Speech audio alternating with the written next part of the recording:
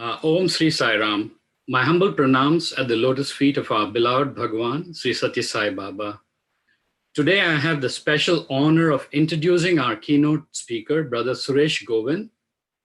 Several of us have had the pleasure of interacting with him and being inspired during the Zonal Young Adults Festival in Chicago last August.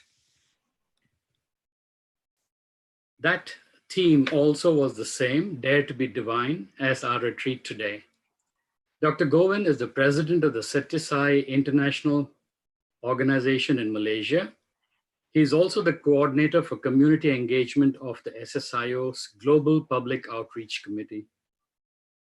Prior to these roles, he was also the National Youth Coordinator, the Vice President of Education, Deputy President for SSIO in Malaysia. He's authored 7 books, mainly on human values and the universal teachings of Bhagwan Baba.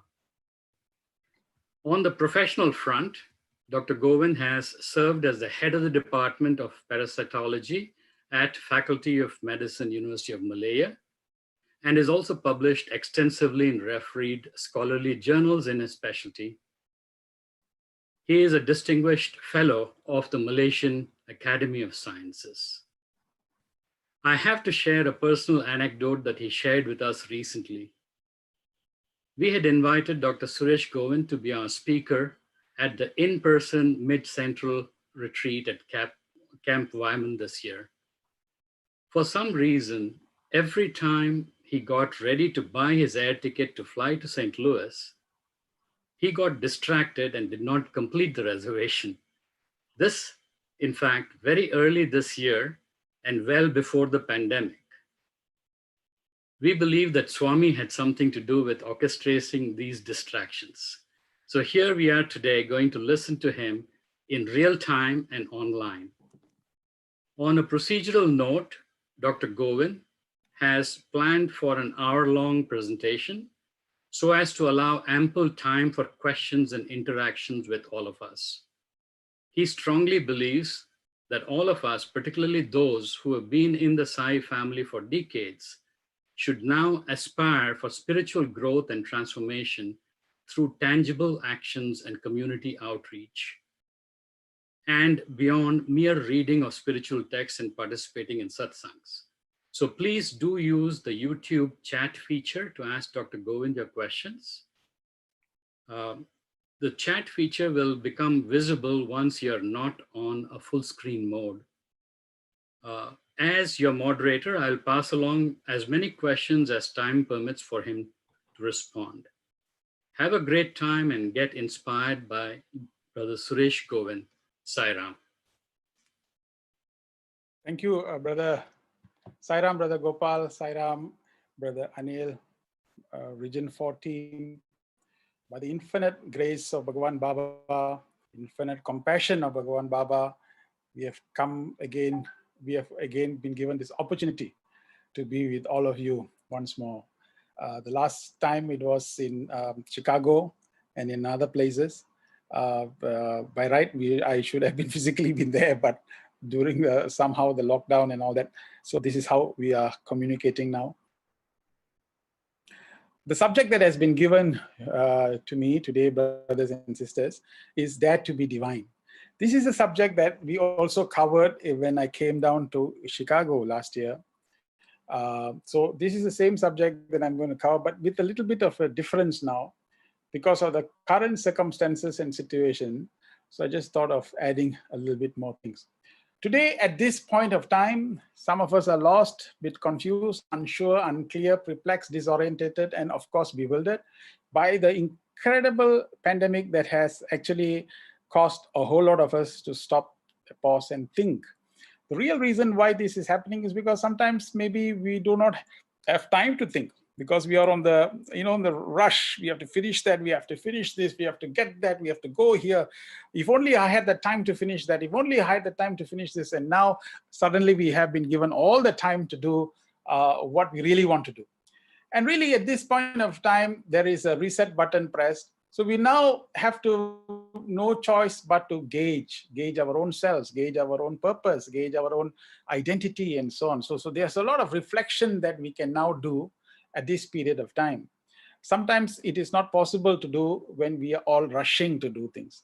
So this is the best time to actually impress everyone with the teachings of Bhagavan Baba, because our subconscious mind will become more alert, our conscious mind will become more alert, and of course we can impress upon this subtly and deeply into our personality. So this is a very interesting time for a lot of things, a renaissance, kind of a change that should happen in our personality. Things are different now. If you look at this particular picture, the man is using the road to cross in a busy street, and the dog is using the using the crossway. So this is something very unusual, but there you are. So life is changing. If you look at this, the buffaloes are all lined up here, and the traffic is now, human traffic is a lot jammed and nobody knows where to go.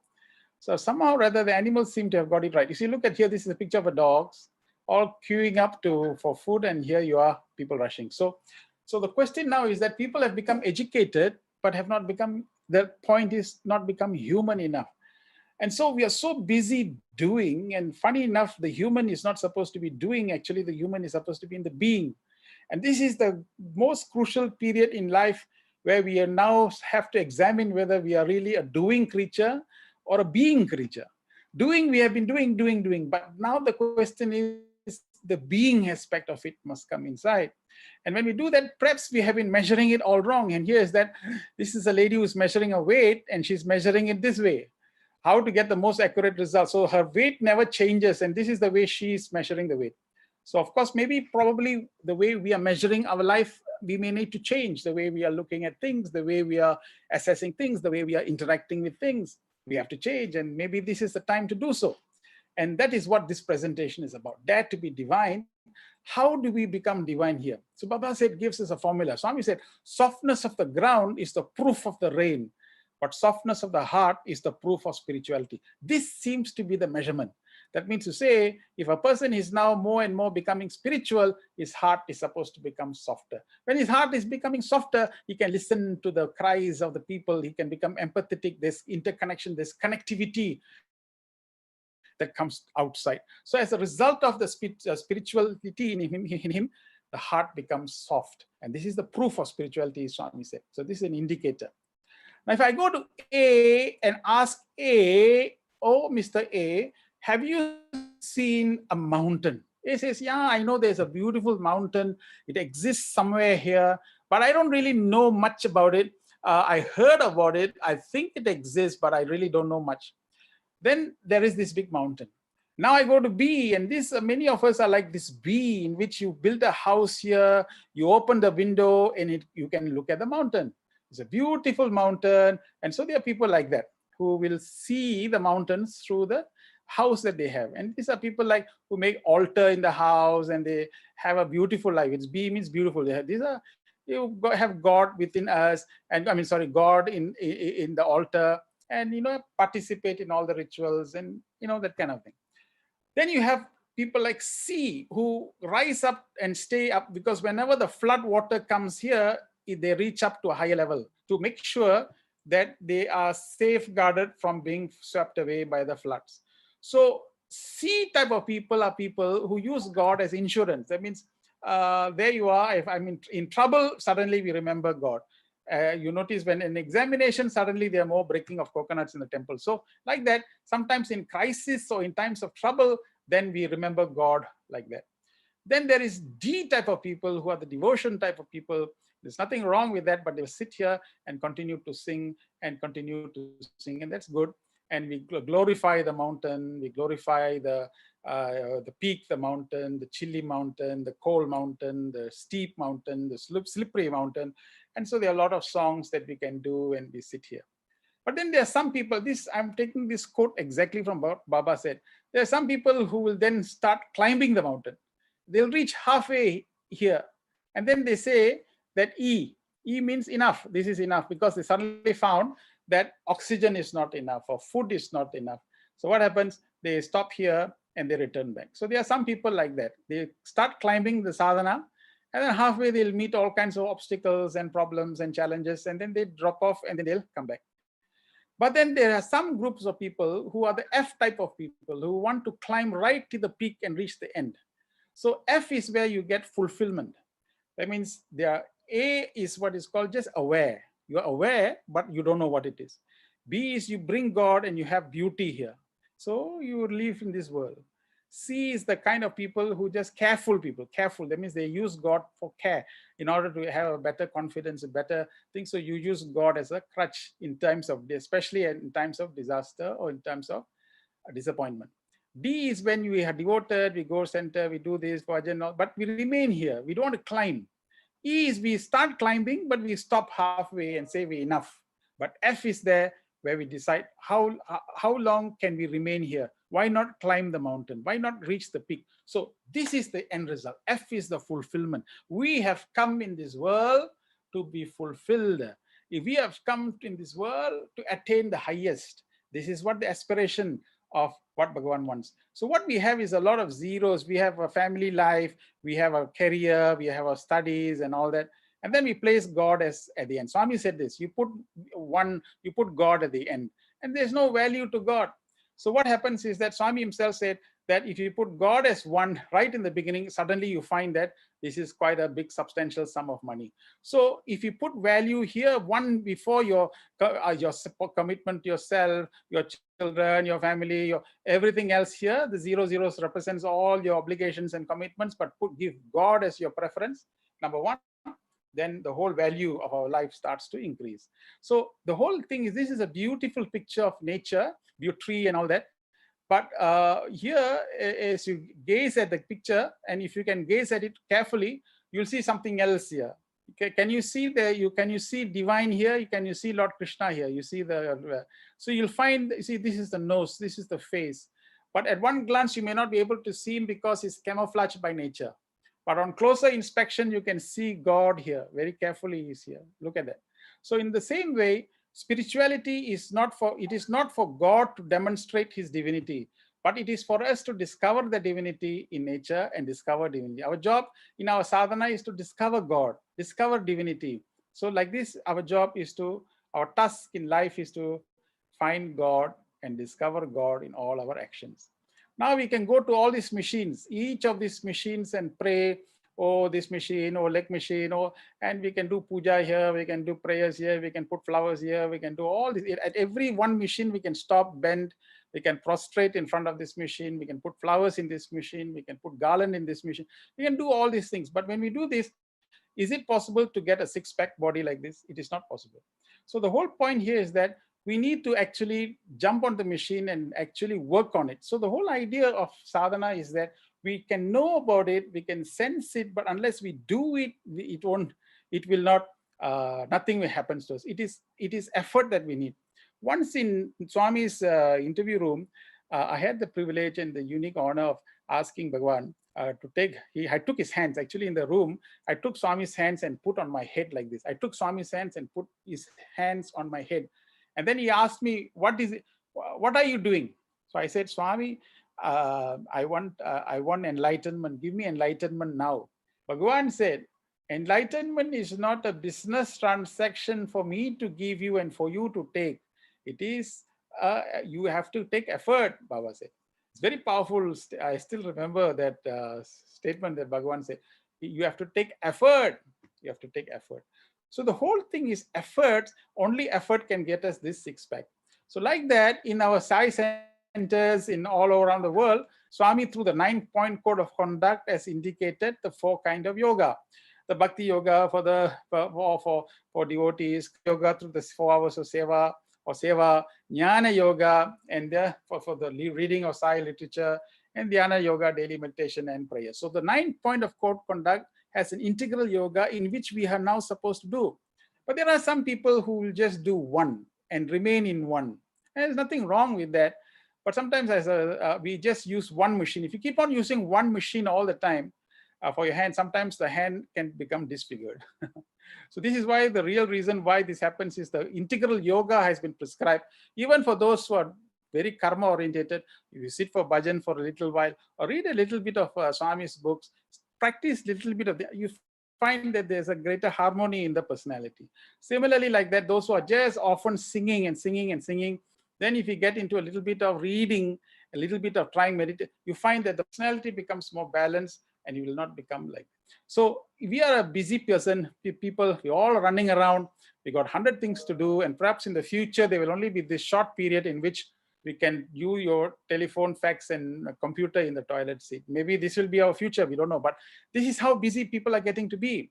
Harvard University's grand study of human development, the longest running longitudinal studies of human development in history, began in 1938. And after 75 years and $20 million, factors that contributed to human happiness and success. This is research, real sincere research. And after 75 years and $20 million, factors that contributed to human happiness and success. Swami said, I mean, not this is not Swami said, the research said happiness is love. They concluded that happiness means love. So what Swami is talking about all this while love, love, everything is love. See, love is what this Harvard University's grand study has done since 1938, that happiness is love. So really, they wanted to find out what is the meaning of the word happiness? What does it mean to be happy? And they said that if you are in love, you'll be happy. And when you're happy, you will give love. So this is quite intrinsic in nature. So it's a very important concept in which Bhagavan is mentioning, give love to everyone, love all, serve all. You find that you'll be happy.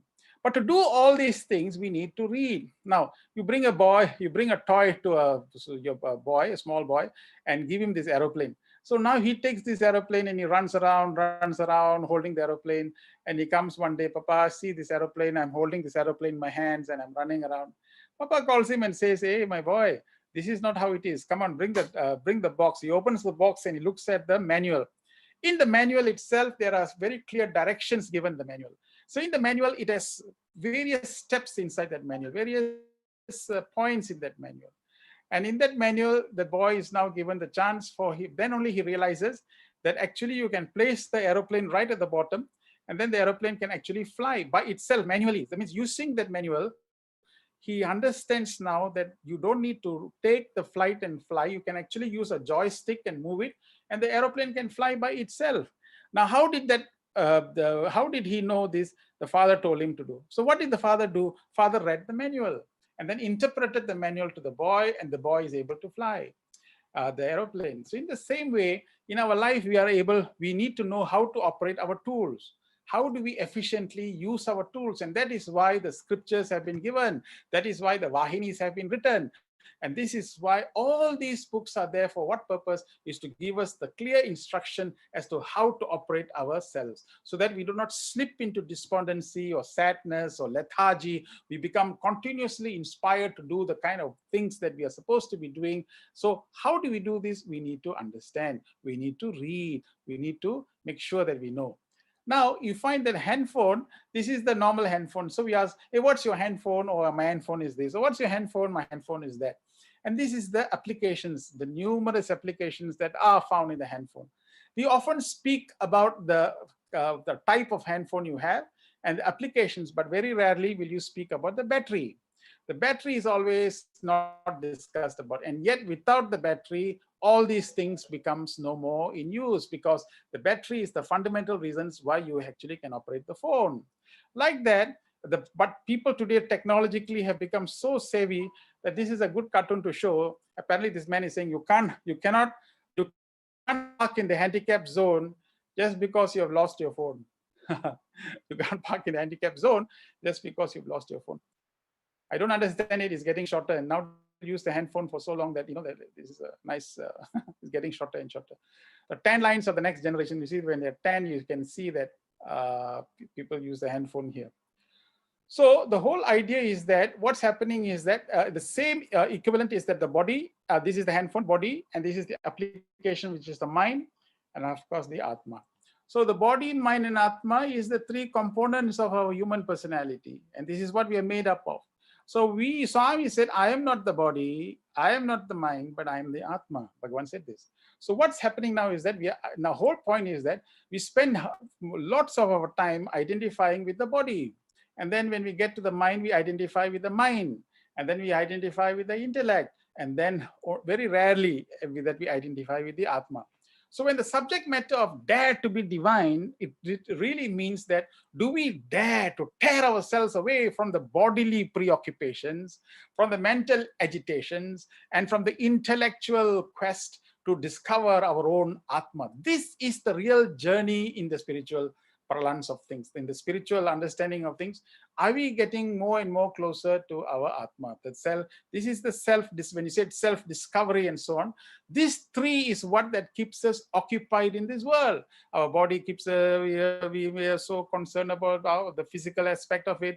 And this is the mind that tells you whether you're anxious and whether you're worried. And this is the intellect that gives you all kinds of things and ideas. But when we keep on getting preoccupied here, we find that we lose that opportunity to connect to this. And this is the real source of it.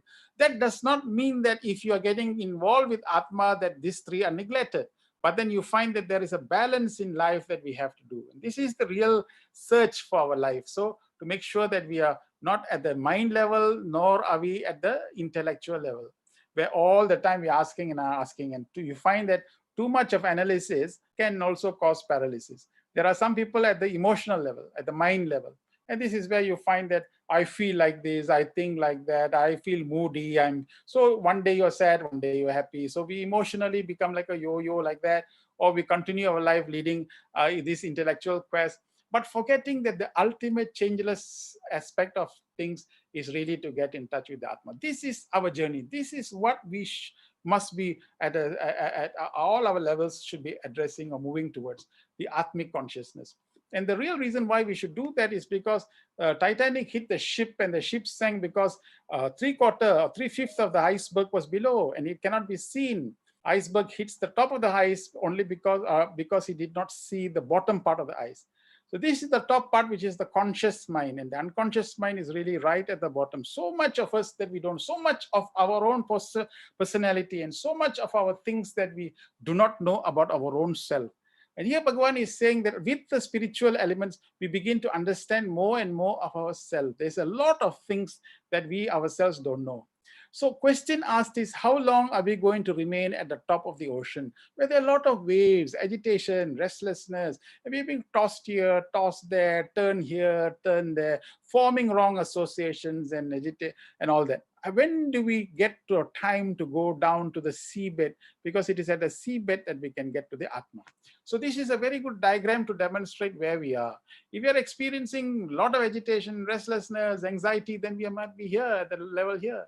So it is time, therefore, we get here, because it is here that we get a strong sense of peace and happiness, and we can see the reality in the correct context of things. Sometimes if we are too close to the mind, too close to the waves, we find that we are tossed here and tossed there. So we need now to get to the bottom, the Atma part. This is where it is. Yeah, this is Ramana Maharishi said, the wave said to the sea, could I be like you? The sea replied, it's very easy, just settle down. It's a nice quote that Sri Ramana Maharishi. Yeah, it's from Satisai Baba, Satisai Vahini. Bhagavan said, we have slid down into the present decline, mainly because we have lost faith in the Atma in us. This was the beginning of our fall. For loss of confidence is in the Atma itself is the reason, or self involves loss of faith in God himself. So the loss of confidence in the Atma or self involves the loss of faith in God himself. It's a very powerful statement to show that the whole society is crumbling down because we have lost our confidence in our higher self. We got a lot of things that we are doing. We have finance, relations, friends, all these things that we are doing, health. We got to work in all these things. But to be conscious of the Atma while doing all these things is the spiritual dimension that we need to lead. Bhagavan said, the river strives and here, and this is a very, very powerful quotation, very powerful quotation. River strives, yearns and struggles to merge with the sea from which it came. Now, this underlined statement is a very important thing. It has that consummation ever alert in its consciousness, attempts to make itself pure and pellucid so that it may be welcomed by its source, meaning to say, it is alert in the consciousness. When the river is flowing, it is in the consciousness of the river that it has got the intention to go to the sea.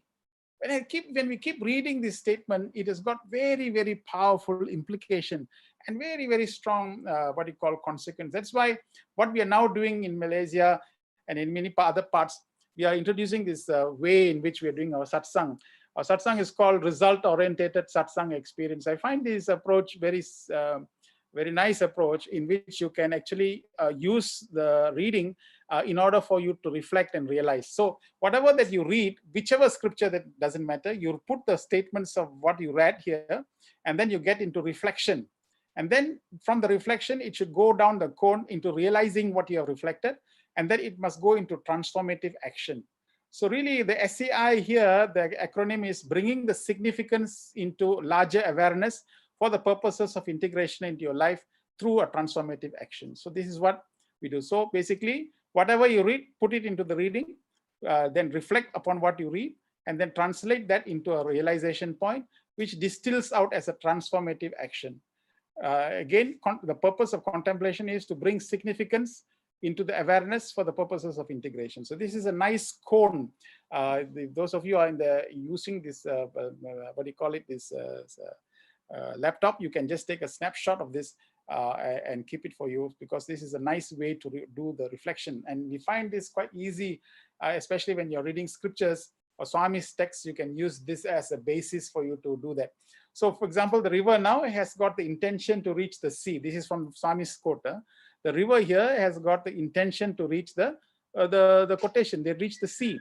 So the way it is implied is that, hey, look, man, wherever you are, whatever you're doing, do you happen to have the same intention to reach back to the source, to go back to your source? In whatever you do, how come the river, when it is flowing, when you see a hill, it is able to bend? You see a stone, it can go over. When you see a hill, it can bend over. When the river has got that tenacity or the flexibility to change and be flexible to, as long as it can reach the sea, then why is it that we, at every obstacle, every hurdle, every stone, we weep and we cry and shout? Why is it that we are not having the ability to bend and be flexible enough to reach to the end? What does it imply? It implies that if the river in its consciousness has got that intention to reach the sea, it is the same thing that in our lives, wherever we are, whatever we do, we must have that intention in our consciousness that till our very end, we must merge back with God. We must reach back to God. So that's why Swami said two things we must not forget.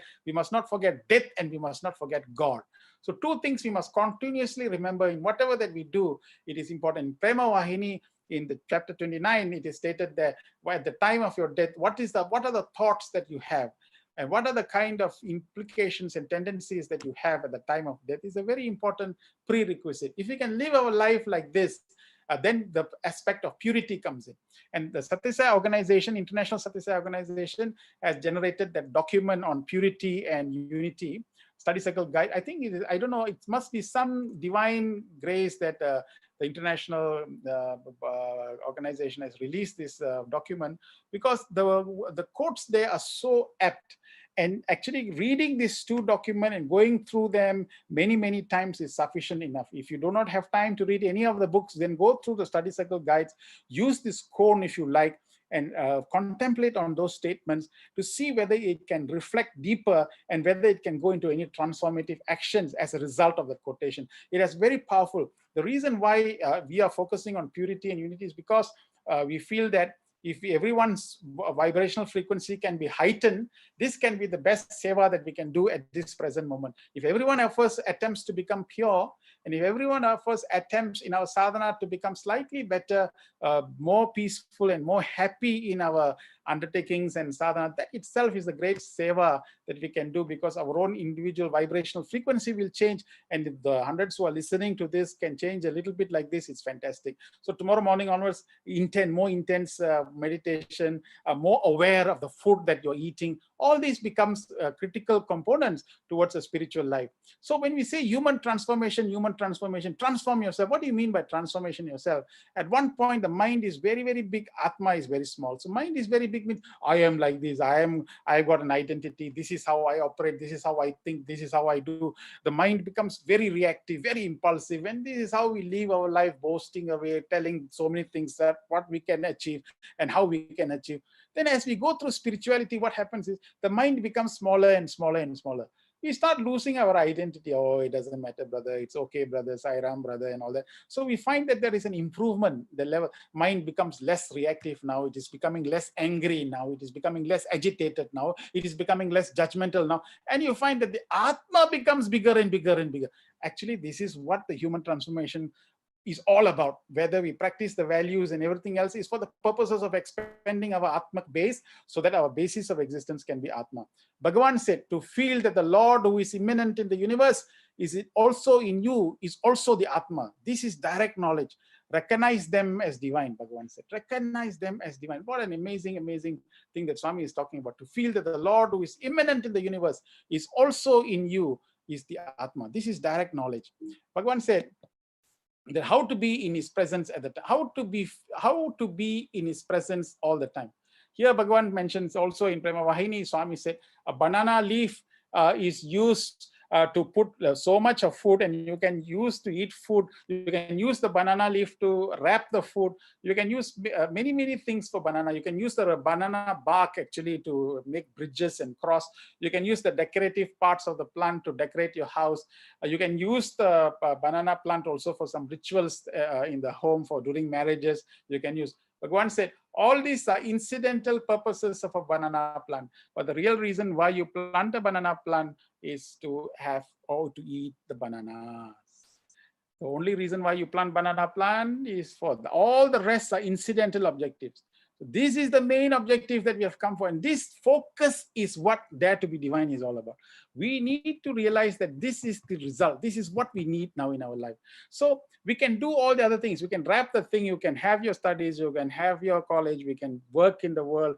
We can do everything you want to do. But at the end result is that we must become aware what we have really come for, and a constant reminder of what we have come for is to keep us in focus. So this is a very important picture that Swami talks about. My wife and I have always wanted to come and see Grand Canyon because we have heard so much about it. So this is the actual tourist brochure of Grand Canyon. So we have been looking at the tourist brochure, and we're wondering when we can come and see the deep, what we call it, all the valleys and mountains. I mean, all these hills and all that around Grand Canyon. So after 3 years, you come and ask me, Suresh, have you been to Grand Canyon? And I keep telling you, no, but every time we look at the brochure, we studied the brochure, we experienced the brochure, but you have never been to Grand Canyon. So the whole idea of a brochure is for us to take the trip and actually experience Grand Canyon physically so that we can see. That is the purpose of a Grand Canyon. Now, this is a menu, a restaurant menu. So if I go into the restaurant and I sit there for 3 hours and study all the food, a waiter asks me, can you place your order? No, I'm not here to place any order. I'm just here to study the menu. Now the waiter will get angry and probably will chase me out simply because I'm just there looking at the menu. So the point of the story that I'm trying to make is that all these books are very important books. All these are Swami's books. So the idea of having Bhagavan's books and looking at it is not just to read, because by reading is just one phase of it, but to derive that instructional approach, and then what is it that we are planning to do with that instruction, and how are we planning to transform our life, is what that really matters. So this whole idea of this book is that we have to read, we have to understand, we have to really transform and make an effort in doing these things. So this is an important thing. Therefore, it's not about how many times we have read this book. It is almost about how much have we derived from this book in translating into transformative actions. So we can keep placing flowers, we can place, these all very good expressions of devotion, and it is important that we do so. But very importantly, we also must realize all these rituals that we do, we must add the word SPI. When we use the word SPI in front of a ritual, it becomes spiritual. And what is SPI? Swami's purpose and intention. So every time when we take any ritual, by putting a flower or putting a garland, we must look back at the inner significances of all those and use this abbreviation of SPI, which is spiritual, Swami's purpose and intention. We use these 3 letters in front of a ritual, everything will become spiritual. So this is what we should be doing in our daily life. Now, this is a statement taken again from Sathya Sai Speaks, and also from the Purity document, where it says that only the Atma is true, eternal, and changeless. The Vedas also declare that it is attributeless, no attribute. So it is nirgunam, unsullied, niranjana, eternal, sanatana, final abode, dikhetana, permanent, pure, enlightened, free, and the embodiment of sacredness. These are words like Nitya, Shuddha, Buddha, Mukta, Nirmala, Swarupinam, and that is the Atma. So now this is an amazing for us. This is the amazing, amazing, amazing breakthrough that Bhagavan has said. Okay, so Swami, you are saying in all the Vahinis, the theme of most of the Vahinis are directed towards us trying to experience the Atma.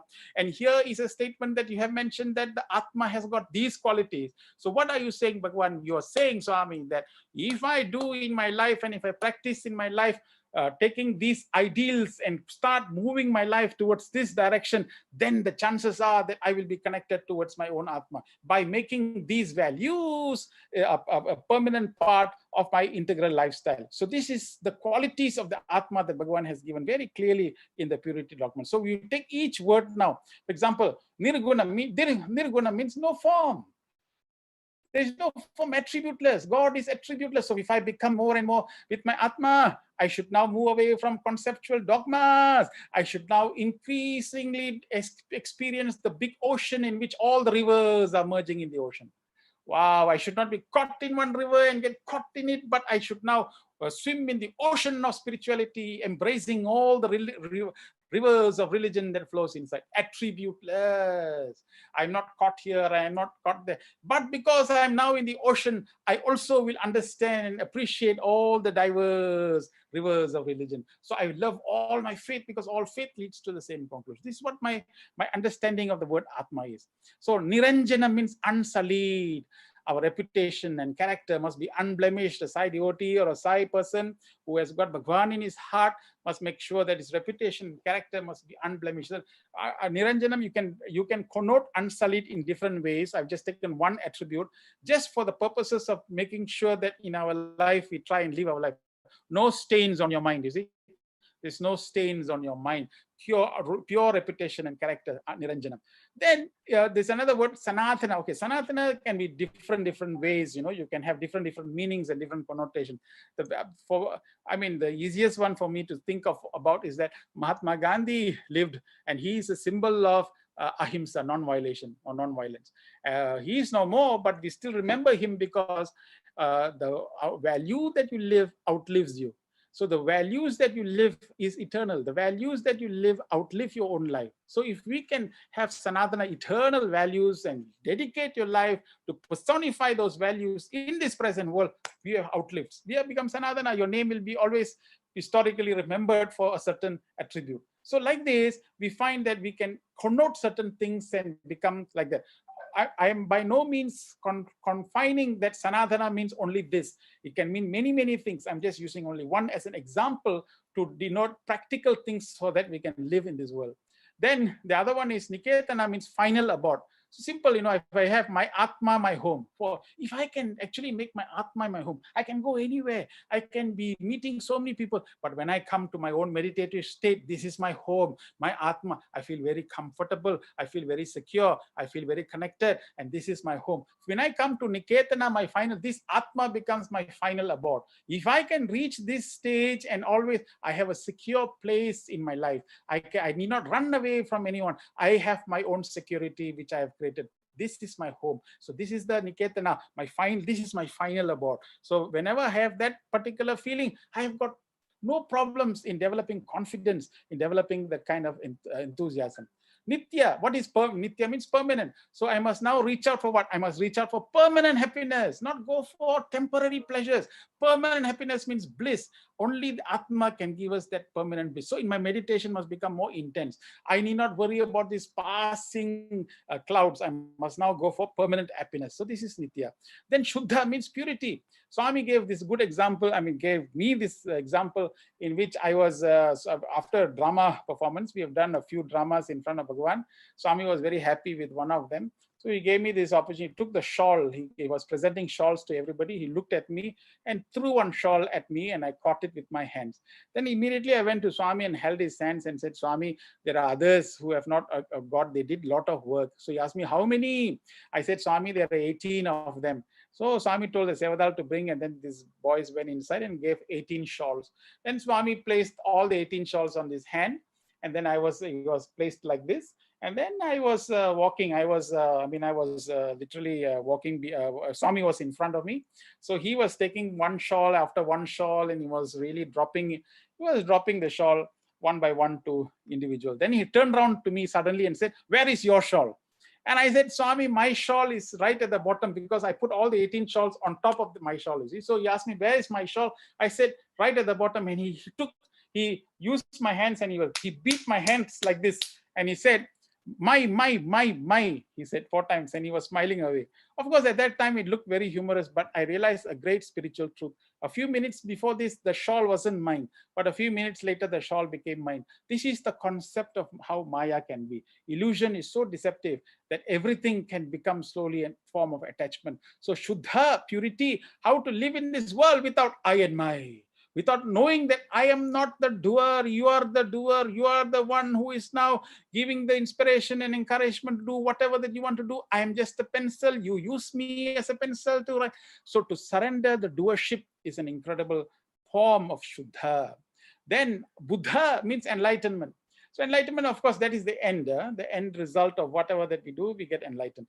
But what is an important aspiration for persons who are going for enlightenment is seeking atmic knowledge, always looking for atmic knowledge, always wanting to know, very curious. So that is an aspect of Buddha, which is enlightenment. Then, of course, mukta means freedom. I'm free from this world. What can you be free from this world? Nobody is jailing us, no one is confining, so why should we be free? Free because unconditional love. My love in this world, I need not depend upon anybody else for love and recognition. I need not depend upon this. If I can take my love from my Atma, I have come in this world to give unconditional love to anybody. If I can start operating from that kind of freedom, wow, that is an amazing feeling, and an incredible amount of energy and enthusiasm that will come to me. So as mukta means freedom, unconditional love. Mukta doesn't just necessarily mean this. I do not want you to understand that mukta means, mukta can have many connotations. I have just taken one example of what it is and for a practical thing. Then, of course, Nirmala Swarupina means embodiment of sacredness, means every day in my life, if I can consider that I am sacred, then if I go in my life, if I go outside in my life, then I should be very careful about whom I'm interacting with and whom I'm doing with the world. I must be careful of the kind of thoughts that I have. I must be careful of the food that I eat. So embodiment of sacredness comes inside. So every individual should regard the inquiry into the nature of the Atma as the primary purpose of life, for purity, as primary purpose, for purity of thought, word, and deed is essential for this inquiry. This is primary, should regard inquiry into the nature of the Atma as the primary purpose of life. So developing faith in the Atma principle and loving it earnestly, this is the real worship in Satyasai worship. This is the daring to be divine. Daring to be divine means live in this world with these qualities of the Atma daringly, so that we are able to overcome all the challenges in this manner. And this is how we find that in life we can develop an aura, a positive aura. This is using Kirlian camera. You can actually take a photograph of your aura. This is a very spiritual person. You will have this kind of aura. And this red color one is where you find a person is very angry and upset. So you find different aura for different temperaments and mood. And this is already proven scientifically what it is. In fact, we are using the medical faculty. We are trying to collaborate with the Russians to see how we can use this auric camera for disease treatment and so on. In the heart, for example, look at a very frustrated person. See how the heart rhythms are moving. See a sincere appreciation. Look at the heart moving in a sincere appreciation. So what does it mean? It means that we must, when we operate from the Atma, we feel very happy, harmonious. We always give good praises to everybody. We love everyone. We find that we will remain healthy in this manner. Atmic living is healthy. So how do you say, before you speak, ask yourself, is it kind? Is it necessary? Is it true? Does it improve the silence? Then we speak. This is a very important statement. Before you speak, ask yourself, is it kind? Is it necessary? Is it true? Does it improve the silence? So this is the amazing thing that we need to do. Some kind of a system in which we can try all the time to become conscious that this is what we should be doing. Before I speak, is it necessary? Is it a kind word? Is it truth that I'm speaking? And can it improve the silence? So this is one of the best communication tool that Baba has given us. So he's also said that one aspect of purity where we can develop greater and greater divinity within, which is the silence of the tongue. So the tongue, we must become, don't chatter. But then the chattering can also take place in the mind. So he said silence of the mind. And then he also said silence of the supreme mind, the three types of things, silence. So if we continue to develop this kind of deeper and deeper silence, there will be power. When we have power, there will be conviction. When there is conviction, there will be confidence for you to live in this, for us to live in this world in a better. So why should I learn all this? Why should I learn? This is a very important, this is for me, is a very powerful statement. When a devotee, Swami said this, when a devotee seeks with humility and purity to give service and love to my creatures, who are in need of such selfless service as his beloved brothers and sisters, as the blessed manifestation of my immanence, then in fulfillment of my role as Satisai, I descend to help, accompany, and carry that yogi. I am always near such a yogi to guide him and to shower my love on his life. This is the assurance. And at times like this, in this pandemic, when we see that we are surrounded with a lot of uncertainties and calamities, and we look at the TV, we are bogged down with anxiety and depression and all this, I think this is the statement that we now must keep close to our heart. When a devotee seeks with humility and purity, despite all this, yet we are struggling and striving to touch somebody else's life, wipe somebody else's tears. Baba said, this Swami statement, I descend to help, accompany, and carry that yogi. Bhagavan, who is that yogi? Hey, I'm talking about you. I descend to help, accompany, and carry that yogi. I am always near such a yogi to guide him and to shower my love on his life. Oh, I descend to help, accompany, and carry that person. Oh, this is, I tell you, really some kind of real mantra at this point of time. Bhagavan, how do I know that you are around? How do I know that you are? And there was a story there, I recall, in which Swami collected the letter. I mean, there's this person, Swami collected all the letters and passed it around to this other person. And all of them returned back to Swami's room. And then this person asked Swami, will you read all the letters? And then Bhagavan said, what makes you think that I don't read the letters? No, I'm just asking. Then Swami said, you open one letter. And so he opened one letter, and Swami was standing a little distance away, and he read verbatim, dear Swami. He read verbatim what the letter is, what exactly that person has written the letter. And that person who opened the letter got a shock of his life. But he said, don't read the remaining part of the letter. Those are personal things written only between him and me. But understand that I am aware. He fell on Swami's feet and was really in repentance. Then Swami said, who do you think motivated him or inspired him to write? Who wrote the letter? Who is the one who gave the letter? Who is the one who received the letter? Who is the one who's reading the letter? It's all me. Bhagavan said, my God, that was that is a total amazing reflection. If he is aware, he is knowing, all knowing Bhagavan in our life, all the time prepared. I descend to help, accompany, carry that yogi. I'm always near such a yogi to guide him and to shower my love on his life. Dear brothers and sisters, at this period, we only need to have two things, just humility and purity. Whatever we are doing, wherever we are, the whole thing is we need to exert what effort. Why we need to exert effort? Because Bhagavan said effort is proportional to grace. So if we want grace in our life, we need to just keep on exerting effort. So with exerting with grace, more and more grace in our life, that is all that we need, because then we are sure we will understand and know that is there to accompany, help, carry us. And this is the myth. So what is the takeaway? The takeaway is, dear brothers and sisters, who am I? I'm not the body. Then who am I? Am I in the mind? No, because Bhagavan said, I am the Atma. Who am I? I am the Atma. So this is the first most important take. So from today onwards, I am the Atma. What is Atma? Shuddha, Buddha, Nitya, Muktha, Nirmala Swarupinam, Niranjanam. So all these words we must begin to say, my God. Then if I start contemplating on this word, I start manifesting those ideals in my dear life, in my life. So I am Atma. This is what I am. He who thinks he is the doer is also the sufferer. As one great Maharishi, one great person said. He who thinks he is the doer is also the sufferer. So that means to say, from this moment onwards, we dare to be divine is, oh Lord, you are the one who is doing everything. I am just nobody. I am just an instrument doing whatever that I'm asked to do. I must come to that kind of awareness that you are the one who is all doer. Third point is that whatever circumstances, I want to remain happy. So from this moment onwards, decide that I will be happy. If I'm happy all the time, then it's okay, because Bhagavan said that the first task of a sadhaka is the cultivation of enthusiasm. Through enthusiasm, you can derive any variety of ananda, Baba said in Prema Vahini. First task of a sadhaka is the cultivation of enthusiasm. Every morning when you wake up, you should feel enthusiastic. That's a dare to be divine. Hello, how are you? Sairam, how are things? So you feel enthusiastic. Through enthusiasm, that enthusiasm will attract other ananda. Not we get up early morning and feel depressed, sad, feel lethargic, feel monotonous. So we feel enthusiasm. And why is that so? Because whenever a person is worried, depressed, doubting, he can never attain bliss, whatever sadhana he may do. Baba said that in Prema Vahini. When a person is worried, depressed, doubting. So dear brothers and sisters, one of the things that we must do, especially now that you listen, that we heard what Swami has said, from this moment, decide I'm going to be happy. I don't care. I'm not listening to all this news and everything else. I am going to be just happy. I'm going to give love and bliss to whoever who I receive, because it is best the sadhaka under all circumstances be smiling, joyful, and enthusiastic.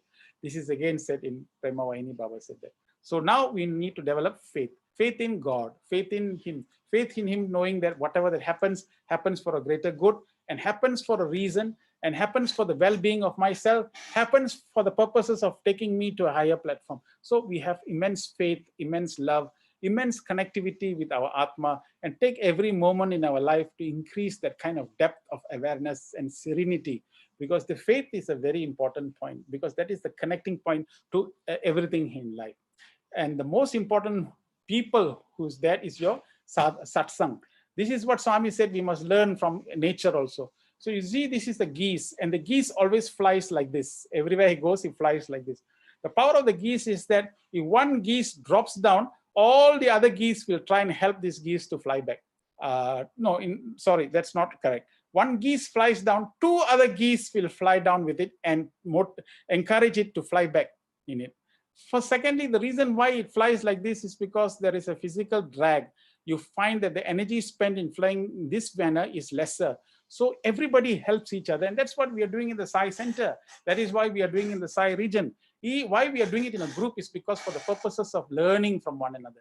This is how we learn from one another. So sadhana, as what you call satsang, is a sangha of the sat. Each person helping each person to move ahead, to move on, to move on. And that is what we are doing in our life. The power of people who have got equal love and more love to move towards Swami will help us to move in that direction as well. So this geese teaches us that lesson as well. And then, when the head of the geese falls down or moves away, another geese comes in. And that's exactly what happens in our center also. 4 years later, another center chairman comes, another rotation takes place.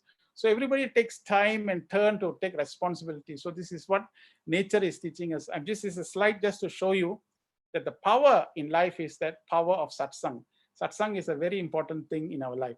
And another point in the last point is that iron cannot be destroyed by anything except iron rust. If we stop and decide to postpone, if we stop doing this, we ourselves will develop the iron rust, and which will spoil the iron itself. We ourselves do it.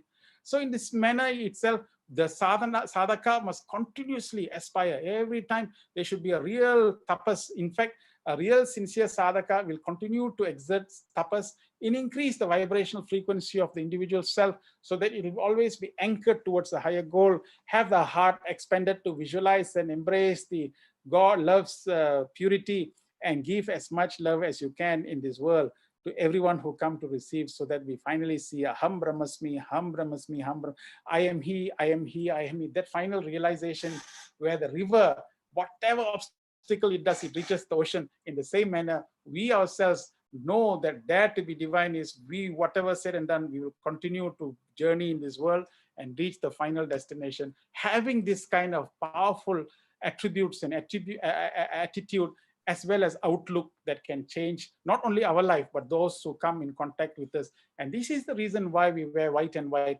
because God wants to demonstrate to us that we need to live in this world with purity, and therefore purity can become a very infectious agent to cause transformation, especially in the world as of what is experienced today. This is what I just wanted to communicate. I'm more than happy to receive any questions or anything that you would like to ask at this juncture.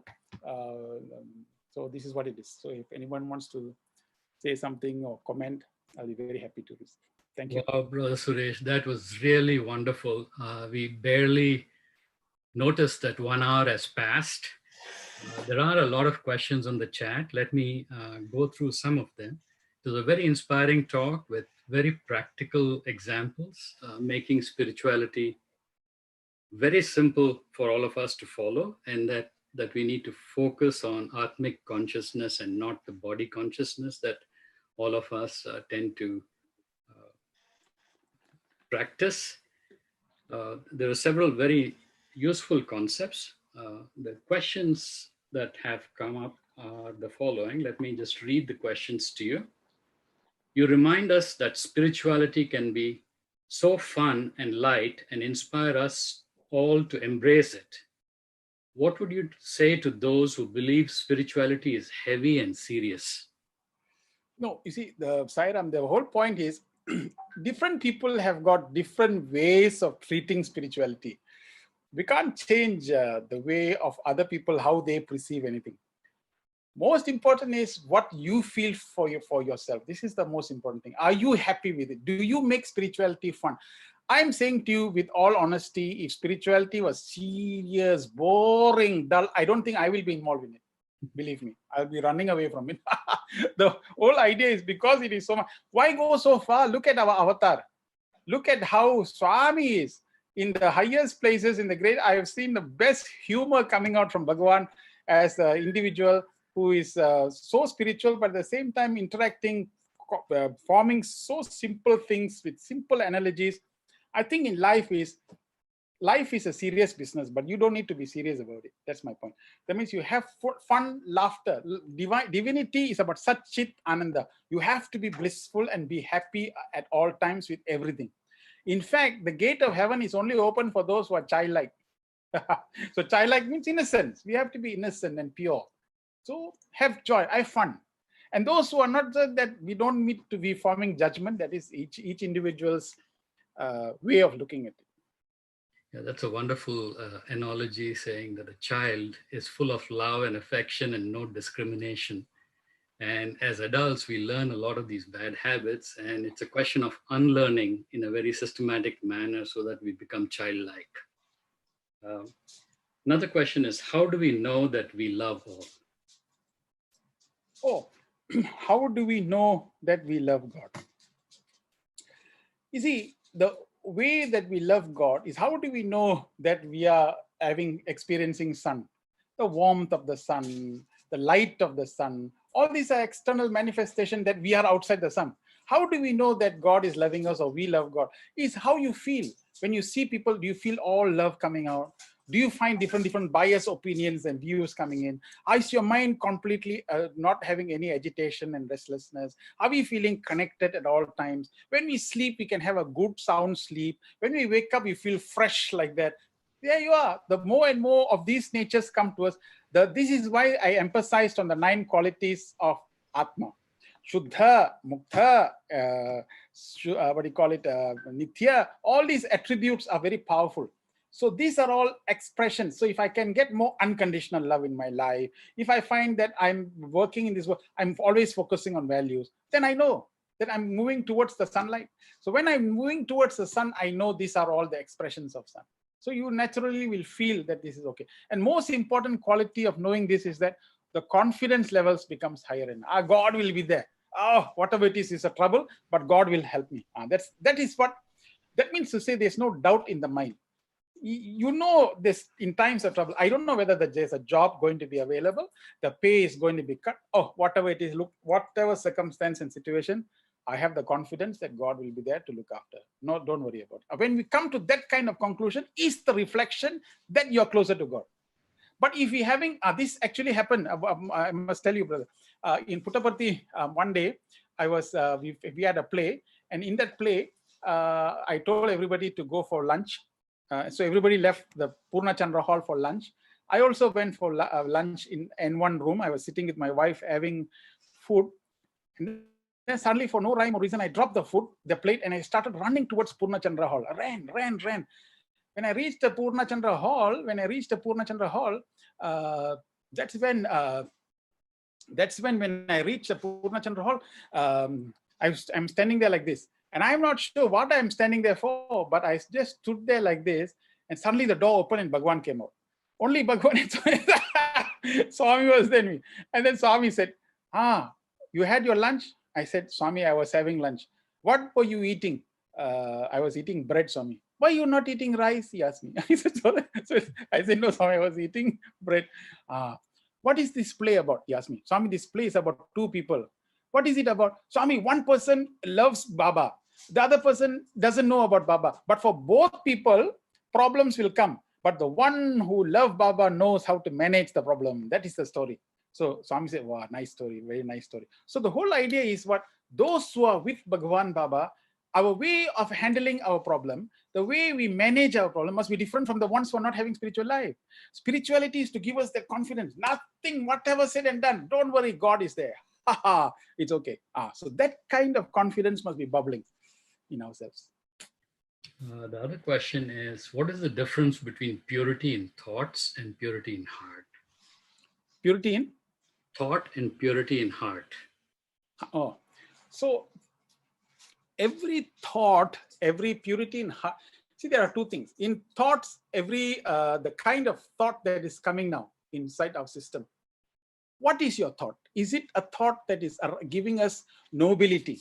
Is it a thought that is giving us lesser and lesser attachment? Is it a thought that is coming towards making more and more connectivity towards our Atma? So this is what is meant by the purity, whether in that thought there is any tinge of I and my inside it. So we got to, this is the benchmark of the whole thing, I and my inside it.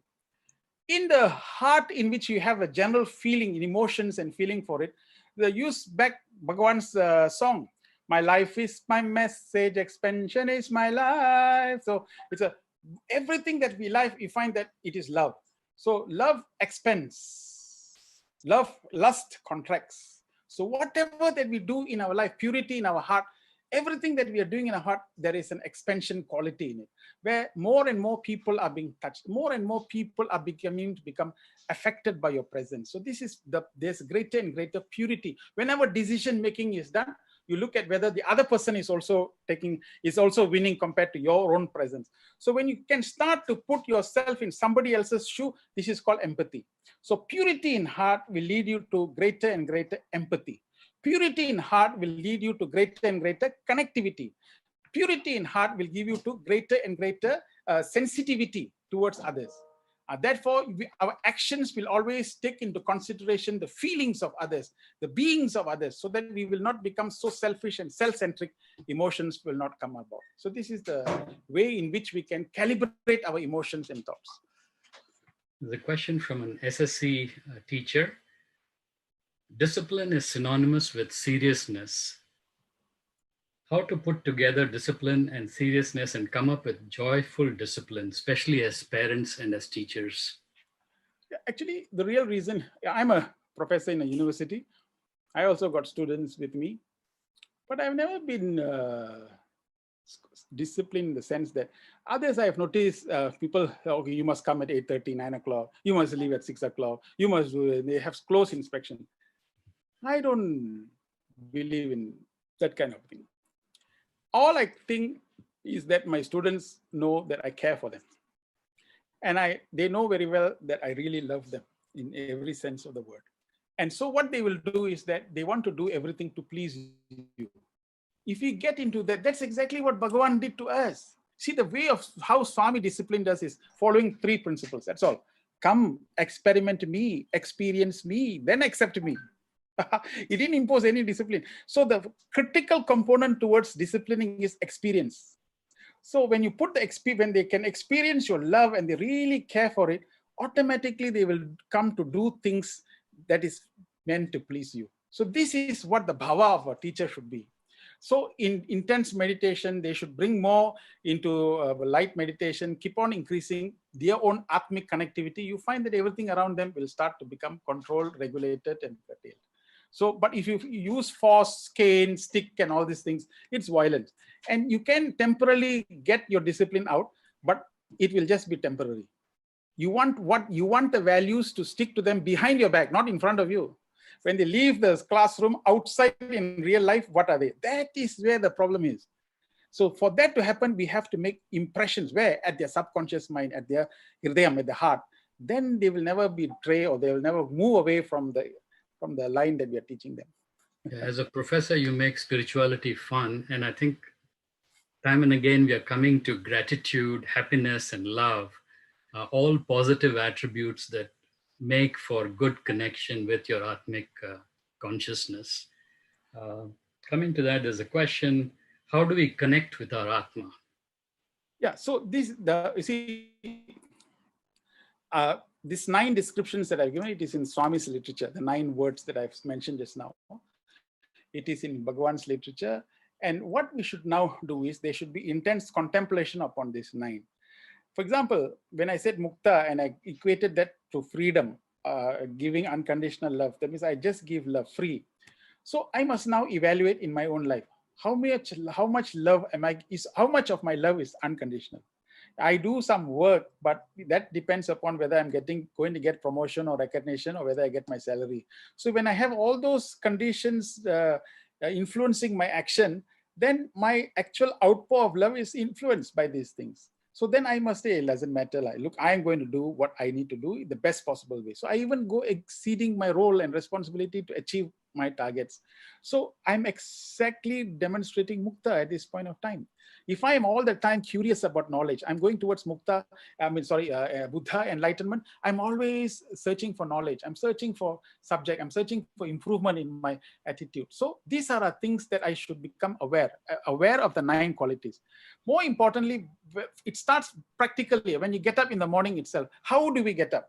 Is it when we get up, the first thing that we say, Sai Ram, Swami, Bhagwan, thank you so much, Swami, for a wonderful day. Okay, do we get up like this? Or do we, oh God, another day, I should go, oh God, another work, oh, another lockdown, what am I going to, okay, is this that? So different ways of getting up. But the way to get up will be following the first part of it, where we acknowledge Bhagwan's presence. And then when we bathe itself, we must feel like we are doing Abhishek on ourselves. Because where is God? God is not in the altar. God is not in Puttapati. He is in your heart. So when you open your shower, you're having Abhishekam on yourself. So this, and then you Om, Bhur, Bhuva. So when you're chanting your mantra and you're having Abhishekam with yourself, that is sacredness. So you're connected. Eating food, oh Brahmarpanam Brahma. So people chant, okay, there's a way, oh Brahmarpanam Brahma, you are chanting. But when you're mentally equating that to the English words, oh Lord, the giver of the food is God, the food itself is God, the one who's consuming is God, and I'm consuming this God for me to get a godly state of realization in the fact that this subtle aspect of the food should go to my mind, in which should infuse and make me the godly status. This God must now become like the fire to take away the 4 type. See, mentally, I am contemplating on each process. So I'm very process conscious. So before starting the car, Om, Bhur, I'm starting the car. I'm going to work, I'm praying. So all the time aware. At the end of the day, oh Lord, this work I finished, I dedicate this work to you. I come back, see, I'm coming back home, I'm listening to a bhajan. The whole system is now orientated, which is what is meant by when you put 1 in front of all the zeros. The whole experience becomes powerful. But if I do finish all these things, and then after that I go to the altar and shut the door and just sit there for a short while, I have put 1 behind all the zeros. Now the whole idea of putting 1 in front is to become consciously aware, like the river, that in the river itself is the intent of the consciousness to reach the sea. So in all my processes, am I aware that God is present? Am I serving students? When I serve my students, they are gods. When I'm serving the teacher, they are gods. So everything is godly. So that kind of consciousness, if you develop, we will find there will be equanimity. So someone is irritating you. Oh, this is God in him, so I should not get angry with this person. Okay, so that kind of awareness. But sometimes when they invoke us, we become angry also. So we react. So that's a human quality. Immediately, oh, I should not react like that. I should now become like that. There's an equilibrium. When you go on an Atmic mode of life, there is an equilibration taking place in our life. That equilibration and that balancing aspect is what this whole thing is all about. Yeah, you make spirituality fun. If I take away something from this lecture, it is spirituality can be a lot of fun. And that concept of rose, which you introduced, I think is something that we can practice at all of our Sai centers. Result-oriented satsang experience. That is, something should come out of the satsang. And that those are outcomes or results, real tangible service to the community. Um, Yeah, Another brother. question here. But Sir. one more point, brother. See, Sure. the satsang, every time we come to study circle, we satsang, we have everybody's opinion, and then we finish that and go back. That's just a ritual. Nothing much is happening because we're just discussing, we are just having some people's opinion. No, that is why you see the one point that I just mentioned, Swami said the river said is going to the sea. Question now we would like to ask everybody, how are you beginning to become aware that the final consummation is in your processing self? So that is a satsang subject, because at the end of the day, transformative action is I now must put God in everything that I do. That is a transformative action as a result of that one statement. Like that, we contemplate on one hand. Swami said, love can conquer anything. Challenge. Let us challenge Bhagavan. Why should you accept what he is saying? Love can conquer everything. All right, Baba. Now I got this problem. How can love conquer everything? So like this, we challenge Swami's statement. Then it becomes very real. That means, Swami, this is magic mantra. You have given us a mantra. But the problem is when we read these books, what happens is we just read it as if it's a storybook or is it something, and then we just miss the importance and the reverential aspect that we should take this the contents of matter. That's why purposely we have created this result oriented, because meaning to say that every paragraph is the implication, every line is an instruction. Then I want at the end of the day not to keep on reading the book. At the end of the day, what we want is the river must merge the ocean. I must get to the ocean. Yeah, One of sorry. the things that I enjoy about Swami is that he is a master at crafting alphabets. And I noticed that you also added extra things to that. Swami's purpose and intention makes a ritual into a spiritual. It is a wonderful way to look at things in a very practical sense. Swami's purpose and intention. Um, there's another question here that says, in your slide that you used with the mountain, A, B, C, D, E, F, what is B? What was B? Beauty. So what happens is we go to the house, we put the altar, nice things. It's nice sadhana, we do prayers. So there's beauty, it's beauty. Have you got Satisai books? Yeah, it's all the books are in the library. See, can you see the books all are in the library shelf, beautiful shelf. The altar is there. So it's all there. It adds beauty to the house. So to some level, it remains there. But the question asked is, when are we going to use the contents of the book to reach the mountain peak? That's the thing.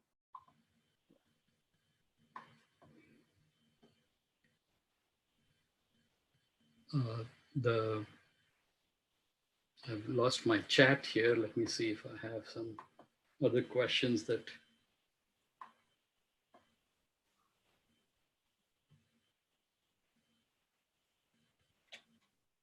Yeah, one of the other questions was this big issue of who am I? Trying to identify ourselves with the physical body, the body consciousness, or the mind or the intellect. How do we get past that to reach realizing who am I? Yeah. So this is where what is being asked is enter into the witness mode. You see, when we move above us and then we watch our own self, we can see our own self doing the various operations. So this is what is called witness mode. How you get into the witness mode is move away from becoming judgmental. Anything, oh, you make comments, so you start moving away like the movie screen. Things can happen in front of you, but you just witness everything. In fact, meditation, the first aspect of meditation is the vigilance of your thoughts.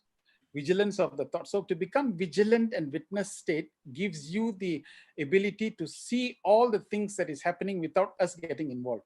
It is like when you're swimming in the river, you'll be bobbing up and down. But if you come to the river bank, you can watch the river flowing.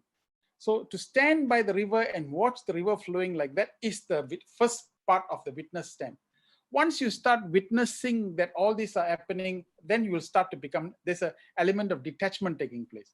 So actually a reflection of purity is detachment. And that is why when we keep on doing the namasmarana, doing japa, going for bhajan, slowly what happened, the consciousness starts to evolve, starts to change. So we'll start to move into the witness mode. The seeing things in a witness mode is the first step towards seeing with a detached view. When you see with a detached view, you find the delusion becomes lesser. Delusion means which is real, which is unreal, why it is like this. So you'll start, the questioning mind starts to come. So when the questioning mind starts to come, this is the first. In fact, if you notice, all the Upanishads are in question form. All the what do you call it, Bhagavad Gita is in the question form. So why didn't they put it as reflection? Why didn't they just write it as statement? Why was it put in a questioning mind? Because that is why Bhagavan said in Jnana Vahini, Swami said, it is not inquiry that will lead you to Jnanam, it is intense inquiry. Intense inquiry. So now sometimes what we do in books is we'll read 2 pages and then we keep the book there, and then we'll do all other things and return back to the book maybe a few days later. So that kind of sporadic interventions may not give you the result. It is intense means we underline, then we come back again, there is some intense inquiry. Only intense inquiry can open the whole thing. So like that, when we come to spiritual practices and start contemplating, start visualizing, start doing this, slowly the questions start to, who am I? What is this? Where am I going? After I die, where do I go? See, this type of questions come in. So who is this now? Who is this speaking now? Who is the speaker? If supposing I die, what will die? So these are the things. These are questions. That is why a funeral is a very inspiring thing to go. If you go to a funeral, you see the body. Yeah, you see the body is there, but nobody else is there. Who is there? Who was there that is functioning that body so far? So what has left the body? So when you start questioning these things, you find that there is a deeper and deeper and deeper reflection that takes place. That is what the sadhaka must start moving towards. This is the intensity in which we should now question these things. So every scripture, Swami's words, we should question why Swami you're saying like that. What does it mean when you say like this? So that kind of intensity, you see, this question finally will come. Who am I? Who am I? Who am I? What is this? That the I. So I'm not the body because I'm at the senses level. I cannot be this. Then because if I am the senses level, then the body will die and go. Then where will I go? The body, the others have burned me up. You see, being a Hindu, they will burn me up. If you're other religions, they bury me. But if they burn me up, where am I going to go? So the body is gone. So then who is this then? So that kind of very intense reflective question starts popping up. This is really powerful. Once we get into, that is why I purposely put in that cone, reading, and then there is a contemplation exercise, the reflection. Reflection. The second part of the cone, reflection. So when the reflection comes in, that reflection is the critical. In every statement, the mind must become contemplative. When it is contemplative, I just put the acronym for SAI, bringing the significance of that statement into my greater awareness for the purposes of integration. So SAI, so significance into awareness into integration. So that is how we get to that. Who am I? Hopefully we can address a few more questions. One Sure. said, what research are you doing with Kirlian photography and disease management? I didn't catch You you. had shown a picture of auras. And I think Aura, related to that question.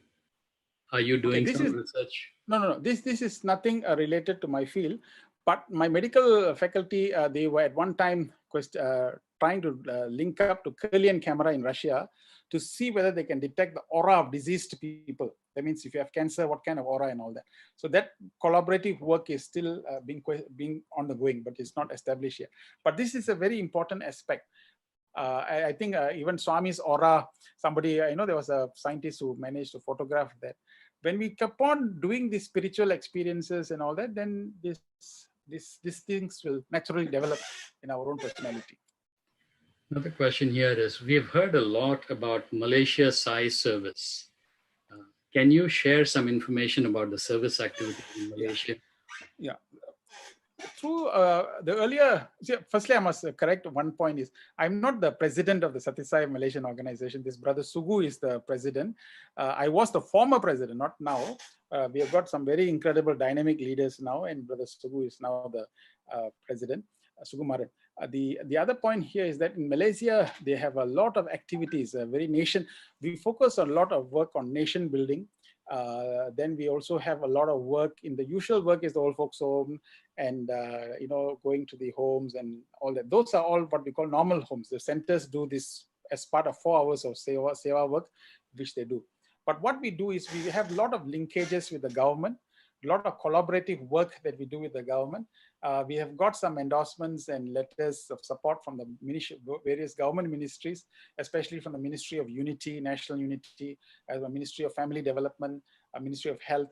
we have collaborated with them on various other projects. So we are basically in the Satisai International Organization of Malaysia is well recognized in the government circles as a major NGO. Leading many government-led initiatives. We have also done a lot of educational work. Our forte, we've got very good educational team of teachers. We've got about 4,000 of our students, SSC students, but more importantly, we also do Satisai education, human value, EHV work in the community, going to universities and schools. We've got a memorandum of understanding with a major university in Malaysia. With the Satisai International Organization to do drug prevention programs and all that in schools and universities. So things like that. So what Dare to be Divine is another dimension is that where there is a problem and where there are issues, we want to go into those areas where others dare not go. I think that is our general theme, that this is something that Brother Jaga has encouraged. Brother Jaga, and he was the first president, and he encouraged all of us to think in that manner. And that is the same template that we are also doing and using now. Wherever in times of crisis, in times of need, go into areas that others have not gone yet and do things that is worthwhile and impactful. This is what is called Dare to be Divine. So there's no point doing something others are doing. We also similarly do. Then there's no consequence towards it. And Swami also is a good example. Whenever something, then he responds to it in an amazing manner. So that's the kind of response that we also do. Nation building work.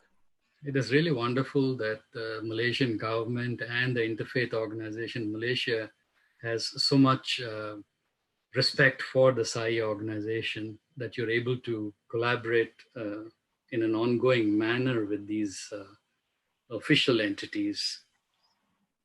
There's one more question here. When one is frustrated and angry, how do you maintain balance at that time? So what I recently, just last Wednesday, we were doing this anger management session with our people, and one of the things that is quite nice to do, and I like to see, you see this finger, there is digits in this finger. Can you see this? There's digits 1, 2, 3 in everything. Everybody's hands will have them. It's nothing very peculiar to Malaysians, but everyone will have. So what we do is that if you keep this thing, when you say Om Bhagavan Sri Satyasai Bhabaya Namaha, Om Bhagavan Sri Satyasai, so you can use the digits as a numbering. So if you do this, Om Bhagavan Sri Satyasai Bhabaya Namaha, so like this, you can do 4 hands is 12. So if you do 5 rounds, that means 1 round, 2 round, 3 round, 4 round, and 4.5, it comes to 108. So one of the best ways is that you know already that you're going to get angry. You know, because especially when someone is irritating you, you already know there's a swelling anger coming inside. So the best way is to distract your mind from that particular focus. So immediately your mind should be mentally transported to the Prashanti Mandir, where you can see the devotees chanting Om Bhagavan Sri Satyasai Bhabaya Namaha. So when you do that, you go through this digit one by one. It is automatically, you'll find it diffuses your anger vibrations down. It also manages your breathing, because angry person will always breathe fast. You can try and see. It is when you, so what we do is we focus back on the breathing, so that the breathing will control your thoughts. So one way is chant this mantra, go through the digits, focus on the breathing. The breathing will influence your thoughts. So you find that the anger will slowly go down. Don't think of what you want to confront the other person with, or don't try and formulate new thoughts, how you should oppose this person and how right you want to become. All this will be wrong, because you are now in a different mode. Get into this mode, you find that you can immediately cut away the anger. Then come back to it when you're more calm and you're more relaxed, and then you address this issue. This is very powerful. Of course, Swami said one thing also: when you're angry, walk away from the place, drink a glass of water and all that. Those things have also been said. You can do that. But this is a very good way of diffusing it very fast.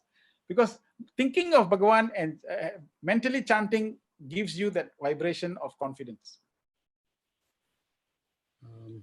The other question, we have got time for a couple of more questions. Sure, please carry on, brother. Don't worry. Says Brother Suresh, Swami has always said, develop Atma Abhimana, not Deha Abhimana. Please give some practical pointers. Yeah, this is what Deha and Atma, Deha consciousness means. You are all the time looking for comfort for the bodily level. Your senses are in control. Your eyes like this, your ears like to, you are living your life always following your senses. This is called a sensuousness is very strong. That kind of food, I want to eat that kind of food. Oh, that is a very expensive cloth, I need to buy that shirt. Oh, this car is very, so we live in a physical world in which you tend to compare yourself with others. Status and position becomes very important. So it is a false platform that you live. This false platform will burst one day like a bubble. It will happen. Every individual will go through that. It's a very painful process, actually.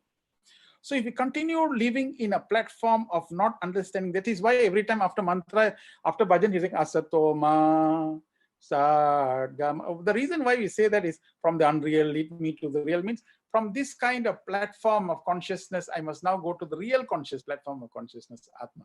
So when I come to the Atma consciousness, when someone insults you, it doesn't matter, dear brother, it's okay, it's all right. Leave it. Don't make us, don't make small issues very big.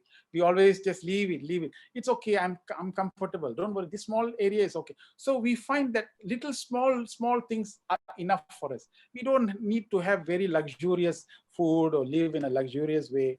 We live in simple things, simple living, high things. This is what Swami is thinking is all. So Atma consciousness people will live on the minimum. Deha consciousness people will live on the maximum. This is the difference. So when you live on the maximum, you need to struggle and strive in this world to live like that. Whereas Atma consciousness people will live. But don't forget, the Atma consciousness people does not mean that they don't work hard. They work hard, they have excellence, they're very meticulous, and they will reach to the top. But the aspiration to reach the top is for the purposes of serving the maximum, not because they want that power of the position or the salary. See, there's a difference in the outlook.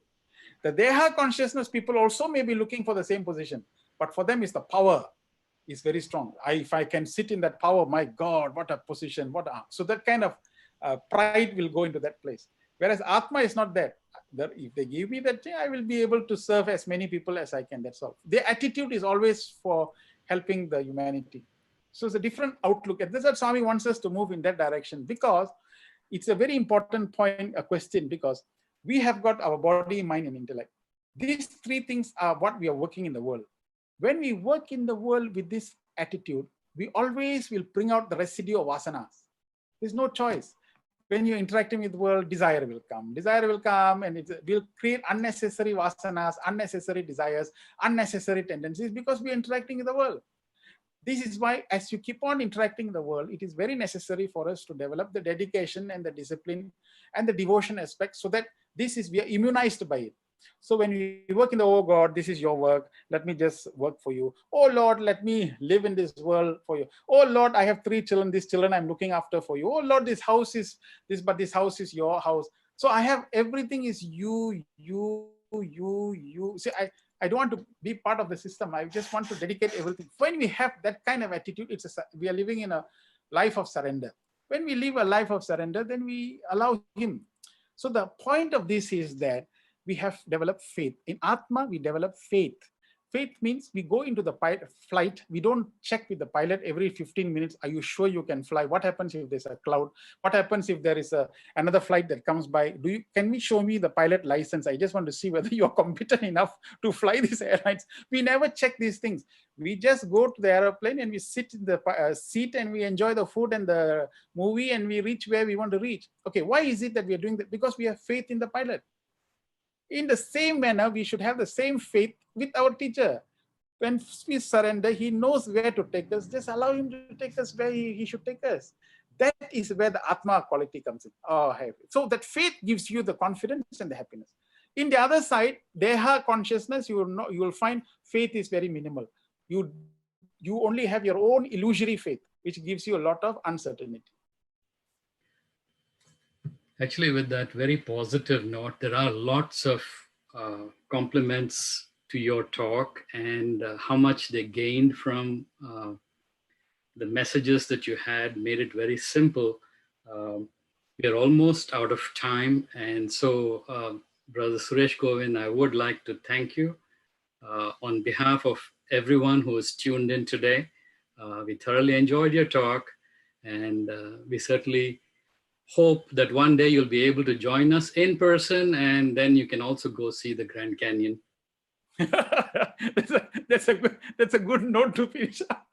Brother, dear brother, Yeah. with Bhagwan's grace, with Swami's grace and Swami's love, we've all been managed. Thank you so much for inviting me. I'm so privileged and extremely humble to have been here. It's sad that I'm not able to see everybody's face, but our sincere love to each and every one of you.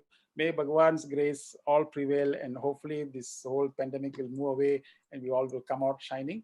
But these points that I have just mentioned, please, these are all Swami's very, very important points. And these are the points, actually, the antidote for the current situation is all the points that I have mentioned. So this Dare to be Divine is a very important aspect and platform for us to move on. Thank you so Sairam, much. brother. Sairam.